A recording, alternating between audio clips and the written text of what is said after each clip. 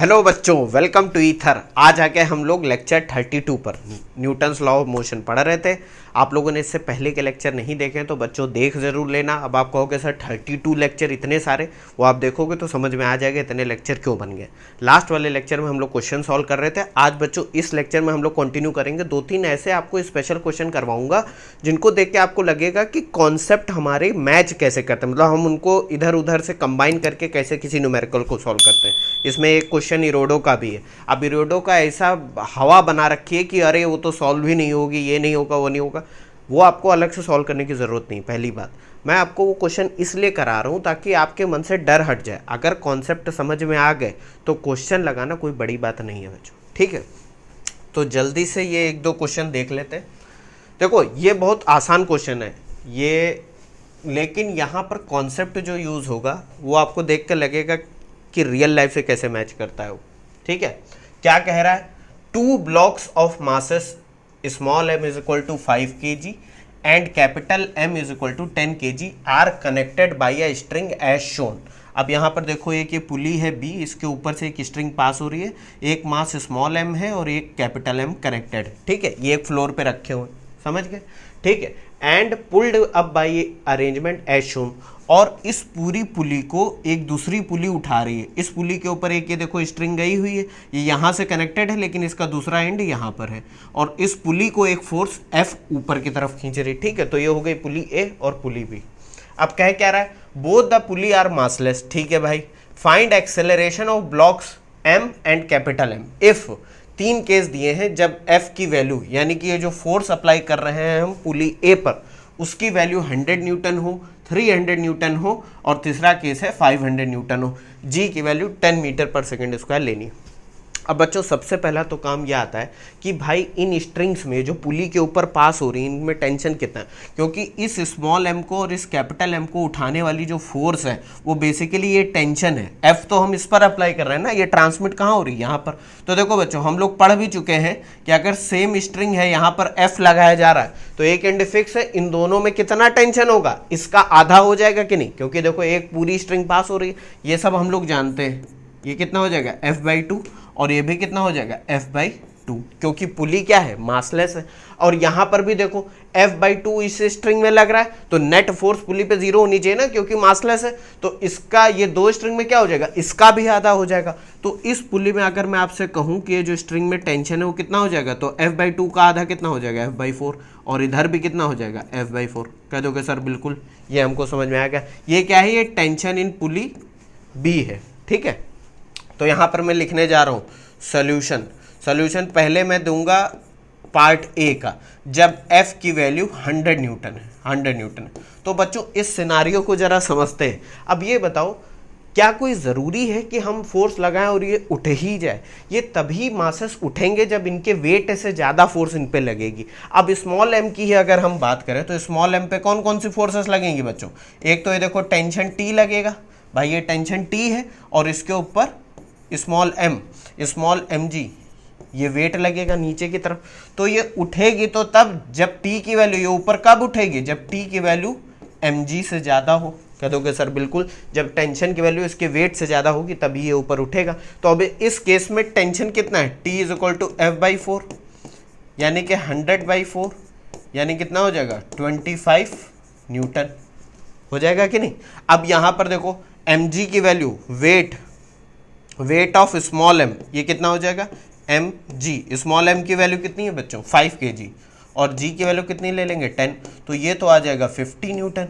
तो भैया यहाँ से क्या पता चला कि ये जो टेंशन है उसकी वैल्यू तो वेट से कम है, स्मॉल m के वेट से कम है, तो ये ब्लॉक ऊपर नहीं उठेगी, ये उठेगी ही नहीं। तो एक्सेलरेशन कितना होगा? एक्सेलरेशन हो जाएगा 0 बच्चों।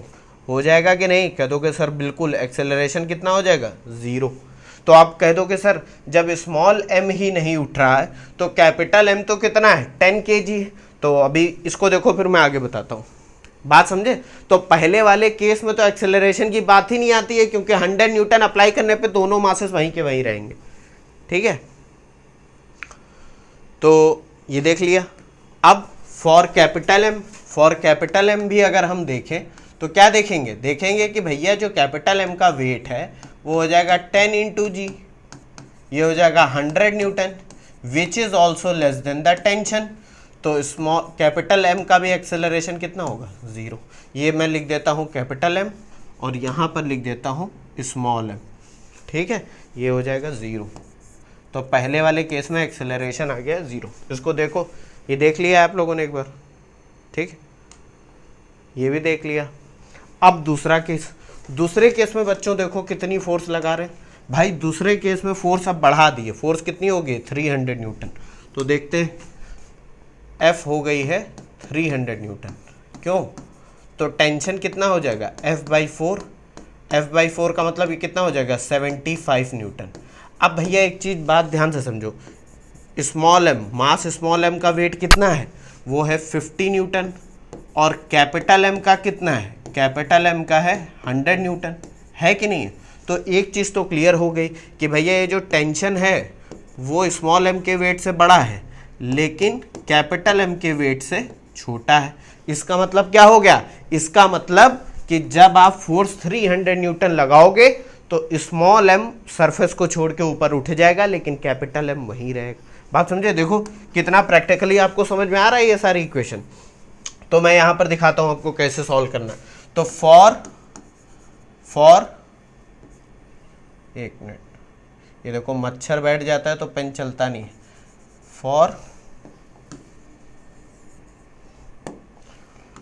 For capital m there will be no motion, ठीक है, कोई मोशन नहीं होगा as tension T is less than capital WM, ठीक। बट फॉर स्मॉल एम, अब बच्चों देखो स्मॉल एम का एक्सेलरेशन निकालना है तो हम लोग ये सब चीज़ें पहले भी सॉल्व कर चुके हैं। स्मॉल एम और इसका वेट नीचे की तरफ कितना है 50 न्यूटन है और इस पर टेंशन ऊपर की तरफ T लग रहा है और ये ऊपर उठेगा तो मान लेते हैं इसका एक्सेलरेशन है A स्मॉल एम। और ये हम लोग सारी बातें जानते ही हैं कि net force in the upward direction क्या हो जाएगा, मास इंटू एक्सेलरेशन, यही तो हो जाएगा। यहाँ पर मैं बच्चों डायरेक्ट मास लिख देता हूँ वरना कंफ्यूज हो जाओगे, 5 kg। तो यहाँ पर लगा दो न्यूटन सेकेंड लॉ। क्या है भाई? बात ये है कि net force is equal to mass into acceleration. तो नेट फोर्स ऊपर उठ रहा है तो कितनी हो जाएगी, T को पॉजिटिव ले लो, माइनस का 50 is equal to mass into acceleration, हो जाएगा कि नहीं? टेंशन की वैल्यू कितनी है इस केस में, टेंशन है 75 न्यूटन, तो 75 minus 50 is equal to 5 AM। तो यहाँ से AM की वैल्यू कितनी हो जाएगी, स्मॉल m की वैल्यू 25 डिवाइडेड बाई 5, ये हो जाएगी 5 मीटर पर सेकेंड स्क्वायर। और यहाँ पर कैपिटल M के लिए एक्सेलरेशन कितना होगा, वो तो 0 ही होगा क्योंकि वो रेस्ट पे, ठीक है।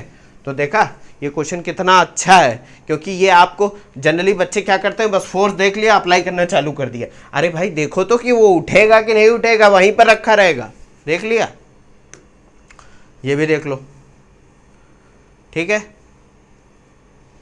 कह दोगे सर ठीक, सब समझ में आ गया।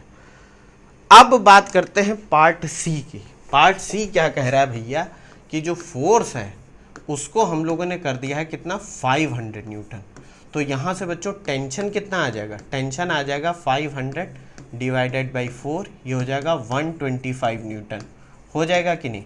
अब ये जो 125 न्यूटन है ये स्मॉल m के भी वेट से ज़्यादा है एंड कैपिटल M के भी वेट से भी ज़्यादा है। बात समझ में आ रही है कि नहीं? तो दोनों ब्लॉक सरफेस को छोड़ के ऊपर उठ जाएंगे फॉर स्मॉल m। अब स्मॉल m के लिए हम लोग सॉल्व कर लेते हैं जैसे अभी करा था। तो स्मॉल m कितना है 5 kg है, इस पर वेट कितना लग रहा है 50 न्यूटन और टेंशन T ऊपर की तरफ, इसका एक्सेलरेशन मान लेते हैं A स्मॉल m। अब कह दो कि सर एक चीज़ बताइए, जब सेम स्ट्रिंग है तो जब ऊपर उठेंगे तो इसका एक्सेलरेशन भी सेम होगा और इसका नीचे अगर जा रहा है तो सेम। देखो जिस इंस्टेंट पे ये दोनों ऊपर उठ रहे हैं, एक चीज़ ध्यान देना, ये पुली भी साथ साथ ऊपर उठ रही है, तो यहाँ वो कॉन्सेप्ट नहीं लगा सकते हो कि स्मॉल एम का एक्सेलरेशन ऊपर की तरफ जितना होगा कैपिटल एम का नीचे की तरफ, उठेंगे शुरुआत में दोनों एक साथ ही। तो ये जो मैं एक्सेलरेशन की बात कर रहा हूँ, ए स्मॉल एम और ए कैपिटल एम, ये इनके एब्सोल्यूट एक्सेलरेशन है, पुली के रिस्पेक्ट में नहीं है। बात समझ में आ रही कि नहीं? ये चीज़ आप थोड़ा अपने आप दिमाग लगाना, मैं कहना क्या चाह रहा हूँ कि जैसे ही पुली ऊपर उठेगी तो पहले स्मॉल एम उठ जाएगा, फिर कैपिटल एम उठेगा। अब आपके दिमाग में आएगा कि सर एम तो कैपिटल एम तो भारी है, तो वो नीचे भी तो आएगा, ऊपर भी उठता जाएगा नीचे भी, लेकिन वो नीचे किसके रिस्पेक्ट में आ रहा है? पुली के रिस्पेक्ट में। एब्सोल्यूट सेंस में क्या दिख रहा है कि वो ऊपर उठ रहा है। तो यहाँ जो मैंने स्मॉल एम लिया है, कुछ बच्चे गलती क्या कर देते हैं, वो दोनों केसेस में एक्सेलरेशन सेम ले लेंगे कि ऊपर उठ रहा है तो एक्सेलरेशन। ऐसे कैसे भाई? इस पे तुम फोर्स देखोगे तो अलग आएगी, उस पर अलग आएगी। बात समझे? तो यहाँ पर न्यूटन सेकंड लॉ अप्लाई करो, तो क्योंकि टी इससे ज़्यादा है तो दोनों मासेस ऊपर उठ जाएंगे। T minus 50 is equal to कितना हो जाएगा? 5 into a m small m. ठीक है, टेंशन कितना है? 125 minus 50 is equal to 5 a m. ये सॉल्व कर लो बच्चों, तो कितना हो जाएगा? ये हो जाएगा 75, इतना ही तो हो जाएगा, माइनस 50 75 अपॉन 5, तो ये हो जाएगा कितना हो जाएगा? 15 मीटर पर सेकेंड स्क्वायर। ये आपका स्मॉल एम का एक्सेलरेशन आ गया। ठीक है, अब बात आती है कैपिटल एम की। तो कैपिटल एम याद करो बच्चों, अगर आप जो मैंने अभी बात करी है, अगर आप उसमें कंफ्यूज हो गए हो तो एक क्वेश्चन याद करो, लास्ट लेक्चर में हम लोगों ने सॉल्व करा था, जिसमें एक पुली के नीचे भी एक पुली लटक रही थी और पुली को ऊपर उठा रहे थे, तो नीचे वाली भी उठ रही थी, लेकिन नीचे वाली पुली में जो दो मासेस थे वो आपस में ऊपर नीचे जा रहे थे, उसको सॉल्व करा था। तो उसमें हमने पहले रिलेटिव एक्सेलरेशन निकाला था, फिर एब्सोल्यूट। यहाँ पर ये जो ए एम और कैपिटल ए एम लोगे, वो सब दोनों के एब्सोल्यूट एक्सेलरेशन है, यानी कि जैसे ही पुली ऊपर उठेगी ये वाली, इन दोनों का ग्राउंड के रिस्पेक्ट में यहां से जो बंदा देख रहा है कितना एक्सेलरेशन होगा। बात समझ में आ गई कि नहीं? तो इसमें कंफ्यूज ना होना, ज्यादा बुद्धि लगाओगे तो गलत हो जाएगा। तो देखो कैपिटल एम की बात कर रहे हैं तो ये कितना है? 10 kg, और इसका वेट कितना है? 100 न्यूटन है, और इस पर टेंशन ऊपर की तरफ टी लग रहा है, और दोनों ही ऊपर उठ रहे हैं, तो ये हो गया कैपिटल एम। ठीक है, तो यहाँ से फिर से न्यूटन सेकंड लॉ अप्लाई करो, t minus 100 is equal to 10 a capital m. Tension कितना है इस वक्त? 125 minus 100 is equal to 10 a m. इसको बच्चों जब सॉल्व करोगे तो कैपिटल एम मास का जो एक्सेलरेशन आएगा वो आ जाएगा 2.5 मीटर पर सेकेंड स्क्वायर। देखो आंसर आ गया। कितना अच्छा क्वेश्चन है कि आपको सब कुछ ये क्वेश्चन क्लियर करा देगा कि कैसे इक्वेशन लगानी है, किस केस में मास ऊपर उठेगा, किस केस में नहीं। इससे बहुत से कॉन्सेप्ट क्लियर होंगे, ये नहीं कि बस देखा क्वेश्चन सॉल्व करना चालू कर दिया। इसीलिए तो क्वेश्चन में 3 फोर्स की वैल्यू दी गई है ताकि आपको कंफ्यूज कर सके। देखो इसको एक बार फिर से। ठीक है, तो पहले वाले केस में कोई भी मास ऊपर नहीं उठेगा, इसलिए स्मॉल एम और कैपिटल एम दोनों का एक्सेलरेशन 0। दूसरे वाले केस में क्या हो गया भाई कि 300 न्यूटन आई, तो ये जो स्मॉल एम है वो तो उठ जाएगा लेकिन कैपिटल एम नहीं उठेगा, तो कैपिटल एम का एक्सेलरेशन 0। स्मॉल एम के लिए हमने न्यूटन सेकंड लॉ अप्लाई करा और एक्सेलरेशन हमें पता चल गया। तीसरे केस में टेंशन इतना है कि दोनों ही मासेस सरफेस को छोड़ के ऊपर उठेंगे, तो पहले मैंने स्मॉल एम के लिए न्यूटन सेकंड लॉ अप्लाई करा, फिर कैपिटल एम के लिए अप्लाई कर दिया। स्मॉल एम का आया 15 मीटर पर सेकंड स्क्वायर, इसका आ गया 2.5 मीटर पर सेकंड स्क्वायर। बात समझ गए? इसको देख लो एक बार। ठीक है, ये क्वेश्चन बहुत अच्छा था बच्चों, था कि नहीं था? कह दोगे सर बिल्कुल, ये उससे भी अच्छा क्वेश्चन है, इसमें थोड़ी काइनेमैटिक्स भी लगेगी इसलिए अच्छा है। क्या कह रहा है ये बच्चा question? 2 blocks of masses m is equal to 1 kg and capital M is equal to 2 kg are connected by a string as shown. यहाँ पर एक पुली है और इस पर एक स्ट्रिंग पास हुई है, स्मॉल ए और कैपिटल बी, कैपिटल ए और कैपिटल बी दो मासेस इससे अटैच। ठीक है, and pulled up by pulley. ठीक है, at moment t is equal to 0 a force 20t newton starts acting on the pulley vertically upwards. Calculate velocity of A when B loses contact with the floor. और B क्या है? Height raised by the pulley up to that instant. G की वैल्यू 10 metre. क्या रहा है question समझो। अब ए की वैल्यू तो हमें पता है कितनी है, 1 kg है, बी की वैल्यू कितनी है, 2 kg है। अब कह रहा है कि जब हम फोर्स तो 20t, टी का मतलब टाइम वेरी कर रहा है तो वैसे वैसे फोर्स भी वेरी कर रही है। अब मान लो टी की वैल्यू 0 है तो फोर्स 0 है, टी की वैल्यू जैसे ही बढ़ी मान लो 0.5 हुई तो फोर्स लगी 10 न्यूटन। ऐसे कर करके जैसे जैसे टाइम बढ़ेगा तो फोर्स बढ़ेगी। तो जैसे जैसे फोर्स बढ़ेगी पहले तो ए और बी वहीं पर रखे रहेंगे, लेकिन जैसे ही फोर्स बढ़ेगी जो हल्का वाला मास है वो सबसे पहले उठेगा, तो ये 1 kg उठ जाएगा। ठीक है, उठेगा कि नहीं। फिर जैसे और फोर्स बढ़ाओगे तो ए तो हवा में है ही है, बी भी उठ जाएगा। तो ये पहला पॉइंट क्या पूछा जा रहा है, velocity of A when B loses contact with the floor, मतलब A की वेलोसिटी तब बतानी है जब B सरफेस से उठ गया। तो सबसे पहले तो वो हम पता कर लेते कि भाई किस पॉइंट पे A सरफेस छोड़ेगा और किस पॉइंट पे B सरफेस को छोड़ेगा। बात समझ में, पहले तो टाइम पता करना है। तो हम लोग सोल्यूशन इसका देखते हैं पहले पार्ट का। अब देखो बच्चों, फोर्स कितनी है 20 न्यूटन, ये पुली के सेंटर से अप्लाई हो रही है। तो अभी जैसे हमने करा था, टेंशन यहाँ पर कितना हो जाएगा, टेंशन तो बच्चों हो जाएगा 10t, हो जाएगा कि नहीं। इधर भी हो जाएगा, इसका आधा हो जाएगा और इधर भी 10t हो जाएगा। कह दोगे सर बिल्कुल हो जाएगा। अब बच्चों एक चीज़ ध्यान रखो, फॉर ए, मैं अभी ए की बात कर रहा हूँ, ए की, तो ए का बच्चों वेट कितना होगा, ए का मास कितना है, ए का मास है 1 kg, है कि नहीं। इस पर वेट कितना हो जाएगा, 1 × g, 10 न्यूटन, 10 न्यूटन का वेट हो जाएगा। ये बच्चों डायरेक्टली कर सकते हो आप। इसके ऊपर टेंशन T ऊपर की तरफ लगेगा। तो भैया लिमिटिंग केस में हमें इतना पता है कि ये सरफेस को तभी छोड़ेगा जब इस टेंशन की वैल्यू एटलीस्ट इस 10 न्यूटन के बराबर हो। ये मानते हो कि नहीं, उससे कम होगी तो वहीं रखा रहेगा। तो for a time eight which is lifted, तो वो टाइम हम लोग मान लेते हैं t1 है। ठीक है, t1। तो देखो बच्चों क्या करना है, टेंशन की वैल्यू किसके बराबर होगी भाई, 10 न्यूटन के बराबर होगी कि नहीं, वेट के बराबर। टेंशन कितना है 10t, यानी कि t1 हम लोगों ने ले लिया, तो ये हो जाएगी 10। तो t1 की वैल्यू क्या आएगी, 1 सेकेंड। यानी कि जैसे ही आप फोर्स लगाना स्टार्ट करोगे टाइम बढ़ता जाएगा। तो जब टाइम 1 सेकेंड होगा तब ये ब्लॉक ए सरफेस को छोड़ के ऊपर उठ जाएगी। बात समझे। इसको देखो, फिर मैं आगे कहानी बताता हूं। ठीक, कितना इंटरेस्टिंग क्वेश्चन है ये सारे। अब ब्लॉक बी की बात करो जरा, फॉर बी। जब बी की बात करी जाएगी तो क्या देखेंगे भाई, बी का जो वेट है ये तो हो गया 2 kg का मास, इसका वेट 20 हो जाएगा, नीचे की तरफ 20 न्यूटन, और इस पर टेंशन T लग रहा है। ठीक है, तो कब क्या होगा, time eight which B is lifted, मतलब ग्राउंड से जब B उठ जाएगा, इसको हम लोग टाइम T2 मान लेते हैं। ठीक है, तो ये कितना हो जाएगा, टेंशन की वैल्यू हो जानी चाहिए 20 न्यूटन के बराबर, और टेंशन कितना है 10, टाइम को हम लोग T2 ले लेते हैं, इज इक्वल टू 20। तो T2 is equal to 1 second, 2 second.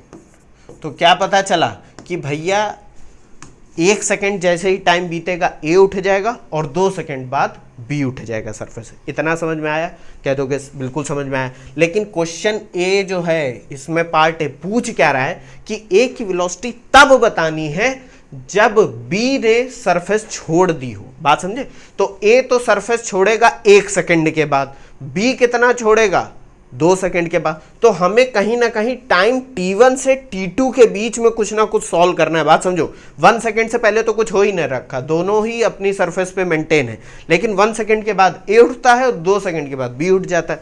तो यहां पर देखो हम लोग सॉल्व कैसे करेंगे। अब यहां पर मैं कुछ लिखने जा रहा हूं, ध्यान से समझना।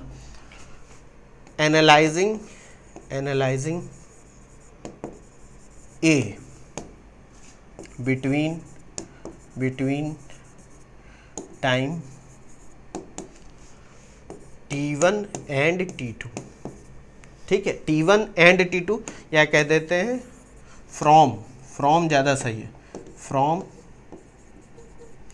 Time T1 to T2। ठीक है, यही तो सिचुएशन है। अब ए के लिए बच्चों जरा फ्री बॉडी डायग्राम बनाओ। तो ए का वेट देखो नीचे की तरफ जा रहा है, कितना है 10 न्यूटन, ठीक है। इस पे जो टेंशन है वो है 10T, है कि नहीं है? कह दोगे सर बिल्कुल है। अब ये ऊपर की तरफ उठ रहा है, ऊपर की तरफ उठ रहा है, तो इसका एक्सेलरेशन हम लोग a मान लेते हैं। अब यहाँ पर न्यूटन सेकेंड लॉ अप्लाई करो, तो sigma F is equal to mass into acceleration हो जाएगा कि नहीं।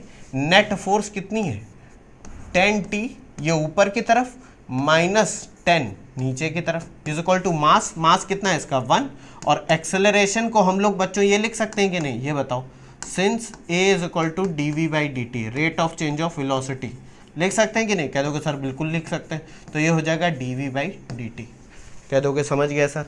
अब dv ऐसे ही रहने दो, 10 इसमें से टेन कॉमन ले लो तो ये बचेगा t-1, और dt को उधर ले जाओ, तो देखो एक इक्वेशन आपको मिल गया।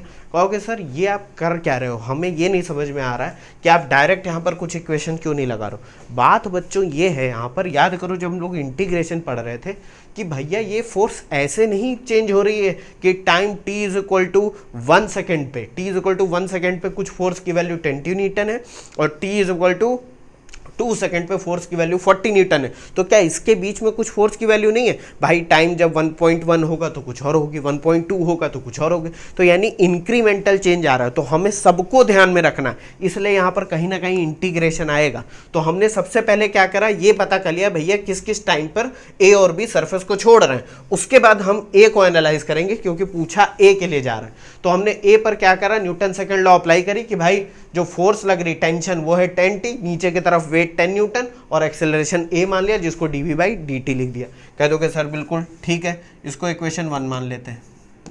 समझ गए? अब एक काम करते हैं, इसको इंटीग्रेट करते हैं, लेकिन कहां से कहां तक भाई? वेलोसिटी ए की कहां से कहां वेरी करेगी? पहले तो वो सरफेस पे था, पहले सरफेस पे था कि नहीं, तो वेलोसिटी कितनी होगी 0 होगी। जैसे ही वो उठेगा इसकी वेलोसिटी बढ़ना चालू होगी, और वो उठेगा किस टाइम पर? वो उठेगा टाइम t1 पर, 1 सेकेंड पे उठेगा और कहां तक जाएगा? टाइम t2 तक हमको पूछा जा रहा है। तो मैं पहले इसको जनरल इंटीग्रेट कर देता हूं, इंटीग्रेटिंग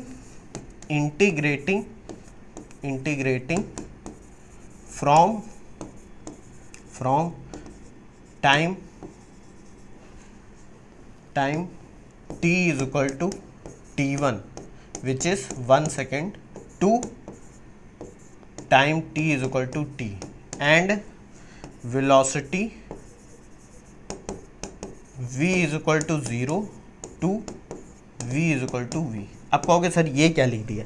ये लिखने का मतलब है कि हम इस इक्वेशन को इंटीग्रेट कहाँ से कहाँ करेंगे। इसमें तो पता है a की वेलोसिटी पहले 0 है, बाद में कुछ होगी वेलोसिटी, हमें नहीं पता कितनी होगी जब b उठ जाएगा। तो हम जनरल एक वैल्यू मान लेते हैं v होगी उसकी वेलोसिटी। तो हम कहाँ से कहाँ इंटीग्रेट करेंगे? v इज इक्वल टू 0 से v is equal to v तक, ठीक है। टाइम कहाँ से कहाँ वेरी कर रहा है? 1 सेकेंड से लेकर 2 सेकेंड तक। लेकिन आगे भी क्वेश्चन का एक पार्ट हमें और सॉल्व करना है, इसलिए मैं मान ले रहा हूँ टाइम 1 सेकेंड से लेकर कोई टाइम t। जब हम बाद में वैल्यू रख देंगे t is equal to 2 second तो वैल्यू आ जाएगी। बात समझ रहे हो? इसलिए हम जनरली इसको सॉल्व कर रहे हैं। तो इसको जब हम इंटीग्रेट करेंगे तो ये क्या हो जाएगा, 0 to v dv is equal to 10 बाहर आ जाएगा, कॉन्स्टेंट है, ये हो जाएगा 1 to t-1 dt। हो जाएगा कि नहीं? कह दोगे सर बिल्कुल हो जाएगा। अब इसको देखो, फिर मैं आगे बताता हूँ। अब आपको समझ में आ रहा होगा कि मैं बताना क्या चाह रहा था। अगर आप चाहो तो डायरेक्टली 1 से लेकर 2 तक सॉल्व कर सकते हो, यहाँ से आपको वेलोसिटी डायरेक्ट मिल जाएगी। लेकिन पार्ट बी भी है ना, उसमें भी कुछ पूछा जा रहा है, इसलिए मैंने पहले जनरल इक्वेशन निकालना सही समझा ताकि उसमें हमें बार बार इंटीग्रेट ना करना पड़े, ठीक है। इसको देख लिया। अब हम लोग इसको इंटीग्रेट करते हैं। तो बच्चों dv का इंटीग्रेशन क्या हो जाएगा v, और इसकी लिमिट कहाँ से कहाँ तक है 0 to v। हो जाएगा कि नहीं? 10 बाहर है और यहाँ पर क्या लिखा हुआ है t का इंटीग्रेशन होगा t²/2 -1 का इंटीग्रेशन हो जाएगा t। अब ये सब बच्चों बार बार मत पूछना कि सर इंटीग्रेशन, पूरी मैथ की सीरीज बताई हुई है, जाके देख लेना, सब समझ में आ जाएगा। ये 1 से लेकर t तक। इसको बच्चों सॉल्व करो तो ये हो जाएगा v, इधर हो जाएगा 10 और यहाँ पर लिमिट रखना स्टार्ट कर दो तो ये कितना हो जाएगा? अपर लिमिट रखोगे तो ये हो जाएगा t²/2 -t, और लोअर लिमिट रखोगे तो क्या हो जाएगा 1/2 -1। हो जाएगा कि नहीं? कह दोगे सर बिल्कुल। ये हो जाएगा v इज इक्वल टू 10, ये हो जाएगा t²/2 -t, और ये देखो ये हो जाएगा 1/2 -1, माइनस का 1/2, और ये माइनस बाहर है तो हो जाएगा प्लस का 1/2। हो जाएगा। तो v की वैल्यू बच्चों क्या हो जाएगी, 10 अंदर मल्टीप्लाई कर दो, 5t² माइनस 10t प्लस का 5। ये इक्वेशन जो है बच्चों ये बड़ी काम की इक्वेशन है, बात समझे। अब क्या निकालना है हमको, वेलोसिटी ऑफ ए निकालनी है जब बी सरफेस छोड़ चुकी हो। तो बी सरफेस कब छोड़ रही है, टाइम t2 पर, टाइम t2 पे छोड़ रही है। हम t की वैल्यू t2 रख देते हैं इस इक्वेशन में। At t is equal to t2 is equal to 2 second. तो वेलोसिटी कितनी हो जाएगी, वेलोसिटी हो जाएगी 5 इंटू 2² माइनस 10 इंटू 2 प्लस 5। इसको सॉल्व कर लो बच्चों, तो हो जाएगा 20 माइनस 20 प्लस 5। तो ये कैंसिल हो गया, v की वैल्यू आ गई 5 मीटर पर सेकेंड। ये बच्चों आपका आंसर आ गया। देखा कितना इंटरेस्टिंग क्वेश्चन था ये बच्चों, मज़ा आया सॉल्व करने में। कह दोगे हाँ सर मज़ा तो है, क्योंकि थोड़ा बहुत दिमाग भी लगाना पड़ रहा है, ऐसा नहीं है कि बस डायरेक्टली F = ma लगाते चले जा रहे हैं। ठीक, अब पार्ट बी क्या कह रहा है, ध्यान से समझते हैं। पार्ट बी भैया कह रहा है कि height raised by the pulley up to that instant. भैया जिस टाइम पर बी सरफेस छोड़ रहा है उस टाइम तक पुली कितना ऊपर उठ चुकी होगी वो पता लगाते हैं। तो एक काम कर सकते हैं बच्चों, अगर मैं मास ए का कितना डिस्प्लेसमेंट ऊपर हुआ है ये पता लगा लूँ, तो ये जो फोर्स F है या ये जो पुली है इसका कितना डिस्प्लेसमेंट होगा वो पता चल जाएगा। कह दोगे सर कैसे, याद करो पुली वाले क्वेश्चन में समझा था कि जब time t is equal to 1 to 2 second है, जब B वाला जस्ट उठने ही वाला है तो A तो उठ चुकी होगी, जब A उठ चुकी होगी तो पुली भी उठ चुकी होगी। एक एंड यहाँ पर फिक्स है एक तरीके से, वो मूव कर नहीं रहा, A मूव कर रहा, तो जितना A का डिस्प्लेसमेंट होगा उसका आधा डिस्प्लेसमेंट फोर्स का होगा या पुली का होगा। ये सब हम लोग डिस्कस कर चुके हैं। तो पहले हम लोग ए का डिस्प्लेसमेंट निकाल लेते हैं, ठीक है। तो पार्ट बी का सोल्यूशन हम लोग देते हैं। अब कहोगे सर ये जो आपने इक्वेशन निकाली थी वो क्यों निकाली थी, बच्चों इसीलिए निकाली थी। क्यों, क्योंकि ये जो आपका ए है ये जब ऊपर जा रहा है तो हम लोग मान लेते हैं इसका डिस्प्लेसमेंट वाई है, वाई दूरी से बड़ा। अब ये क्या लिखा हुआ है, ये लिखी हुई velocity, since velocity is equal to dy by dt, ये लिख सकते हैं कि नहीं, डिस्प्लेसमेंट, ठीक है।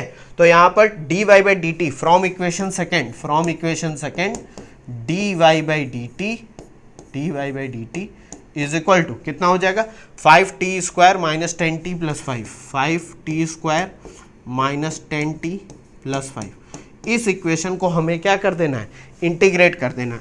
तो पहले इसको देखो, अब बात आती है कि भैया लिमिट क्या होनी चाहिए। एक बात बताओ, ए पहले तो रेस्ट में था, इंटीग्रेट अभी ऐसे मत कर देना, पहले सही से लिख लो 5t² minus 10t plus 5 dt।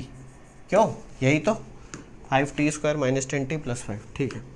अब इंटीग्रेट कहाँ से कहाँ तक करोगे भाई, ए पहले रेस्ट पे था, फिर किसी डिस्टेंस मान लेते हैं y तक ऊपर बढ़ गया, ठीक है। टाइम कहाँ से कहाँ वेरी कर रहा है भाई, ए कब चलना स्टार्ट कर रहा है 1 सेकेंड पे, और कब तक चल रहा है 2 सेकेंड तक, हो जाएगा कि नहीं। इसको इंटीग्रेट कर दो तो ये हो जाएगा y इज इक्वल टू 5 बाहर हो जाएगा, t² का इंटीग्रेशन कितना हो जाएगा t³/3 माइनस ये हो जाएगा 10 इंटू t²/2 प्लस का 5 इंटू टी। ये बच्चों इंटीग्रेशन बार बार मत पूछना, ये मेरी रिक्वेस्ट है आपसे, आप जाके देख लेना वो वीडियो, सब समझ में आ जाएगा, ठीक है। मैथ्स वाले जितने हैं। अब यहाँ पर देखो लिमिट क्या है 1 से 2, तो इसको सॉल्व कर लेते हैं बच्चों। ये हो जाएगा 5/3, इसमें लिमिट रखो इस वाले टर्म में, तो ये हो जाएगा 2³ माइनस 1, हो जाएगा कि नहीं। माइनस का इधर बचा 5, इधर रख दो 2² माइनस 1, और इधर क्या बचेगा प्लस का 5 2 माइनस 1, हो गया कि नहीं। इसको सॉल्व करो तो ये क्या हो जाएगा 8 माइनस 1, यही तो 8, हाँ 8 माइनस 1 कितना हो जाएगा 7, 7 5 35 डिवाइडेड बाई 3 माइनस 4 माइनस 1 3, ये हो जाएगा 5 3 15, और ये कितना हो जाएगा प्लस का 5, तो ये कितना आ जाएगा 35। ये कुछ गलत कर दिया है क्या हम लोगों ने, 2³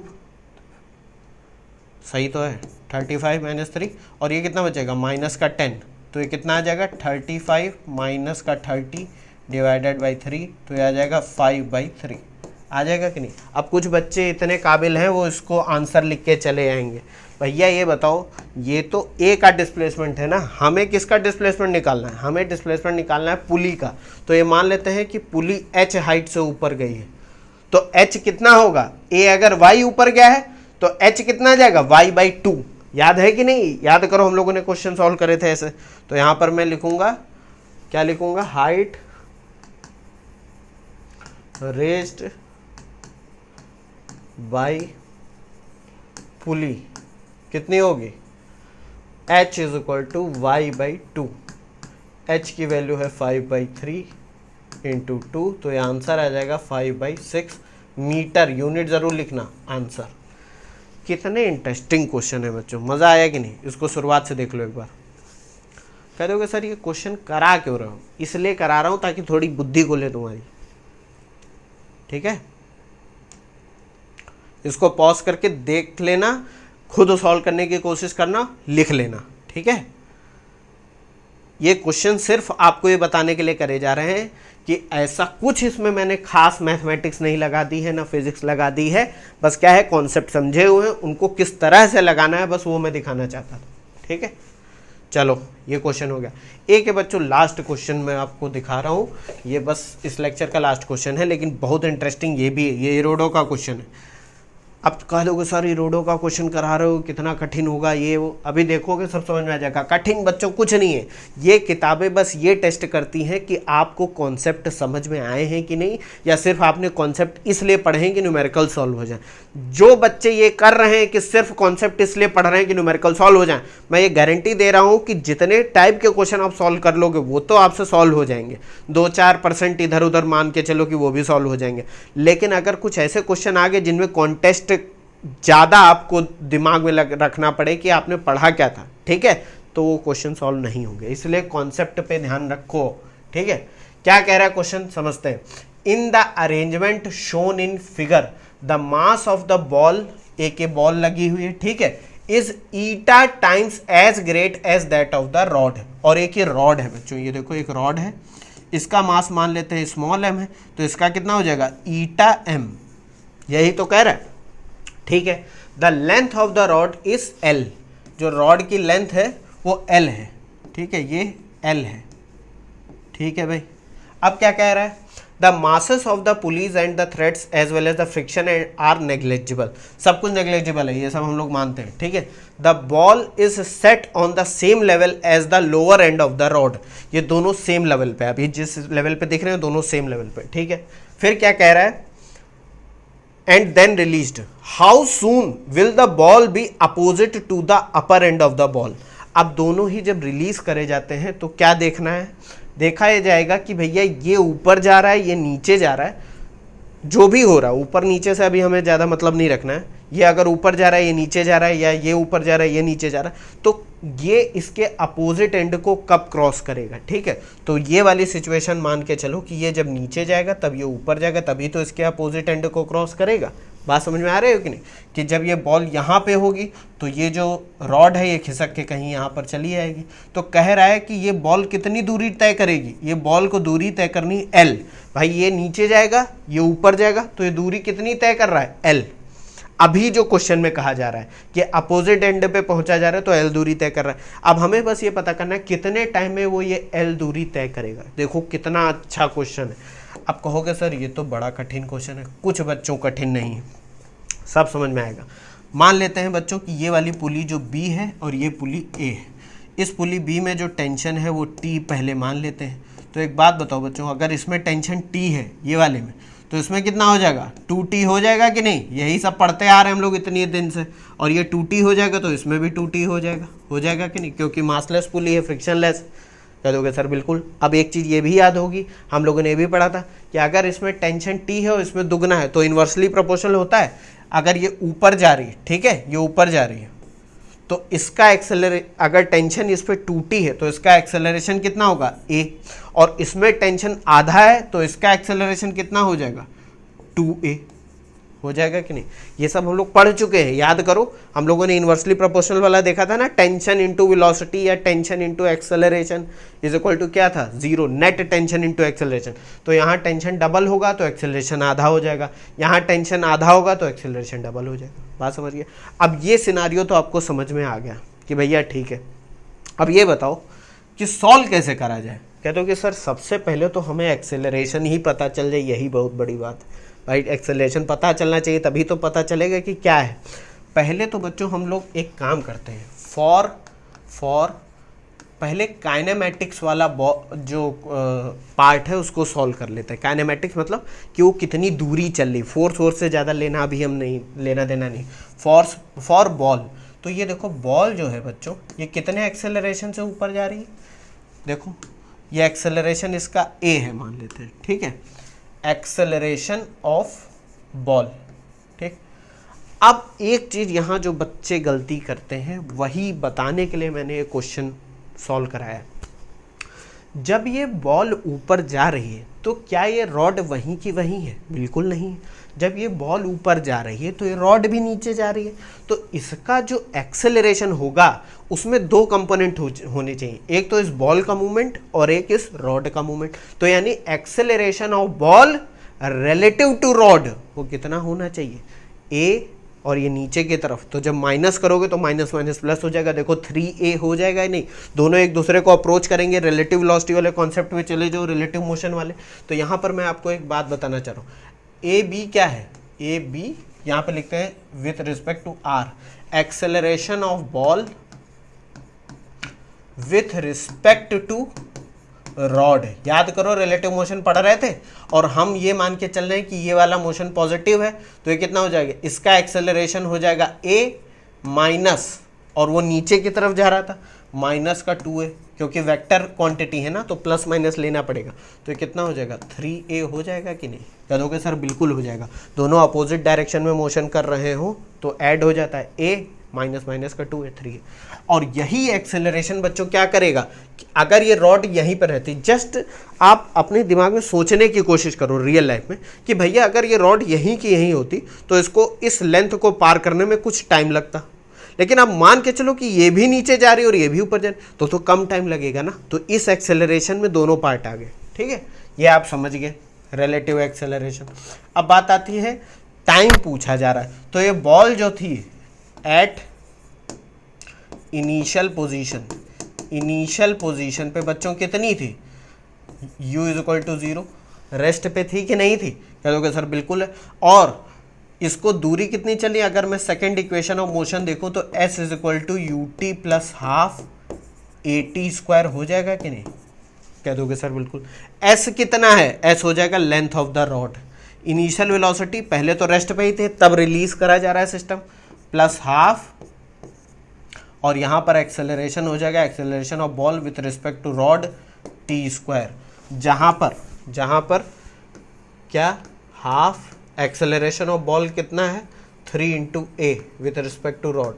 तो टाइम की वैल्यू आ जाएगी बच्चों √2l/3a आ जाएगी कि नहीं? कह दोगे सर बिल्कुल आ जाएगी। अब बस हमें इस ए को पता करना है, जो कि बहुत आसान काम है। कैसे आसान है कि भैया इस पे टेंशन और सारी फोर्सेस पता है, इस बॉल पे सारी टेंशन और फोर्सेस पता है, सॉल्व कर लेंगे। तो करते हैं कैसे, फॉर रॉड का बच्चों अगर हम लोग फ्री बॉडी डायग्राम बनाएं तो इस पे क्या लग रहा है भाई, इसका मास है m, तो नीचे की तरफ वेट हो जाएगा mg, इस पे टेंशन है t, ठीक है, टेंशन t है, और एक्सेलरेशन नीचे की तरफ जा रहा है तो कितना हो जाएगा 2a हो जाएगा कि नहीं? कह दोगे सर बिल्कुल। इस पे net force is equal to mass into acceleration लगाओ तो mg minus t is equal to mass है m इंटू 2a। कह दोगे सर ये समझ में आ गया। इक्वेशन सेकंड मान लेते हैं, इसको तो सॉल्व करेंगे तो क्या हो जाएगा, थोड़ा सिंप्लीफाई कर लेते हैं 2ma, ठीक। इसको इक्वेशन सेकंड ना मान के इसको मान लो, इसको देखो एक बार फिर और बताता हूँ आगे, ठीक है। अब यही सेम चीज़ हम लोग बॉल के लिए कर देंगे, ठीक है। फॉर बॉल, तो देखो बच्चों बॉल के साथ क्या है भाई कि बॉल का जो मास है वो है ईटा m, तो ये नीचे की तरफ वेट लगेगा ईटा mg, और इस पर टेंशन कितना लग रहा है 2t, और ये ऊपर की तरफ जा रही है एक्सेलरेशन a से, जा रही कि नहीं? कह दोगे सर बिल्कुल, ये देखो 2t ऊपर की तरफ लग रहा है, नीचे की तरफ ईटा mg वेट लग रहा है, और एक्सेलरेशन a से जा रहा है ऊपर की तरफ। यहाँ भी हमने सॉल्व कर लिया, तो यहाँ पर फिर से लगा दो, ऊपर की तरफ 2t minus eta mg is equal to mass कितना है ईटा इंटू m, एक्सेलरेशन कितना है a, हो जाएगा। ये इक्वेशन बच्चों आपकी आ गई इक्वेशन थर्ड। अब हम एक काम करते हैं, इक्वेशन फर्स्ट और इक्वेशन सेकंड और थर्ड को सॉल्व कर लेते हैं। तो from equation second multiplied by 2, अब कहोगे सर इक्वेशन सेकंड को 2 से क्यों मल्टीप्लाई कर रहा हूँ? सिंप्लीफाई करने के लिए। तो ये हो जाएगा 2mg minus 2t is equal to 4ma, 2mg minus 2t is equal to 4ma, ठीक है, क्योंकि मुझे 2t और 2t को कैंसिल करना है। ये इक्वेशन 4 हो गई। अब मैं सिंप्लीफाई करना तो आता है ना आपको, कि ये भी नहीं आता? इक्वेशन थर्ड और 4 को जोड़ देता हूँ। तो जैसे ही बच्चों मैं इसको जोड़ूंगा देखो क्या हो जाएगा, ये माइनस का 2t वो 2t, लेफ्ट हैंड साइड वाले सारे कैंसिल हो जाएंगे कि नहीं? ये माइनस का 2t और प्लस का 2t कैंसिल हो जाएगा, बचेगा क्या यहाँ पर? देखो 2mg minus eta mg is equal to eta ma plus 4ma, बचेगा कि नहीं? कहोगे सर बिल्कुल, राइट हैंड साइड वाले जुड़ जाएंगे, उसमें minus 2t plus 2t cancel हो जाएगा, तो m पूरी इक्वेशन से कैंसिल आउट कर दो। तो बचेगा क्या यहाँ पर बच्चों? देखो 2 माइनस ईटा, g को कॉमन ले लो, is equal to eta plus 4a को कॉमन ले लो। तो यहाँ से a की वैल्यू बच्चों कितनी आ गई? 2 माइनस ईटा इंटू जी अपॉन ईटा प्लस 4, आ गई कि नहीं? अब ये जो वैल्यू a की आई है, ये वैल्यू आप किस में रख दोगे? इक्वेशन फर्स्ट में। तो मैं करने जा रहा हूँ इक्वेशन फर्स्ट में वैल्यू पुट। तो फ्रॉम इक्वेशन फर्स्ट t की वैल्यू कितनी है बच्चों? t की वैल्यू है 2l upon 3a, 2l upon 3a, a कितना हो गया? 2 माइनस ईटा इंटू जी अपॉन ईटा प्लस 4, यही तो है, 2 माइनस ईटा इंटू जी अपॉन ईटा प्लस 4, ठीक है। ये ईटा प्लस 4 क्या हो जाएगा? ये ऊपर चला जाएगा, तो वैल्यू कितनी आ जाएगी? Time is equal to under root 2l eta plus 4 upon 3g 2 minus eta. वाह, क्या आंसर आया, कितना बढ़िया क्वेश्चन था। अब देखो सारी नॉन क्वांटिटीज़ की वैल्यू आ गई ना इसमें, तो यानी कि आंसर सही है। लेंथ पता है, ईटा और m ये सब दे रखा है, जी की वैल्यू पता है, आंसर आ जाएगा। देखा कितना इंटरेस्टिंग क्वेश्चन था ये, मज़ा आया सॉल्व करने में कि नहीं? देख लो इसको एक बार। बस यहाँ सारी कहानी उस रिलेटिव मोशन की है, वो समझ में आ गया तो तुरंत कर दोगे। और जो बच्चे ध्यान से समझ रहे हैं उनको खुद ही पता चल जाएगा कि भैया ग्राउंड के रिस्पेक्ट में बात ही नहीं हो रही है, इस बॉल को इस लेंथ एल को पार करना है और वो लेंथ एल खुद ही नीचे जा रही है, तो यहाँ रिलेटिव एक्सेलरेशन आ ही जाएगा। बात समझे कि नहीं?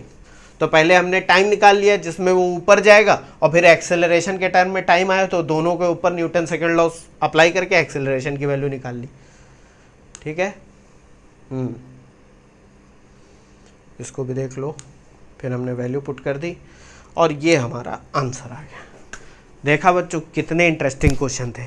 अब नेक्स्ट वीडियो में बच्चों हम लोग कुछ कॉन्सेप्ट छोटे मोटे रह गए लेकिन बहुत इंटरेस्टिंग थे, वो पढ़ लेंगे, फिर डायनेमिक्स पोर्शन खत्म हो जाएगा, मतलब काइनेटिक्स जो पोर्शन था जिसमें फोर्सेस की स्टडी मोशन में करते थे वो खत्म हो जाएगा। एक दो लेक्चर हम लोग स्टैटिक्स के समझेंगे, बस इससे ज़्यादा और कुछ नहीं समझना। थैंक यू, मिलता हूँ नेक्स्ट वीडियो।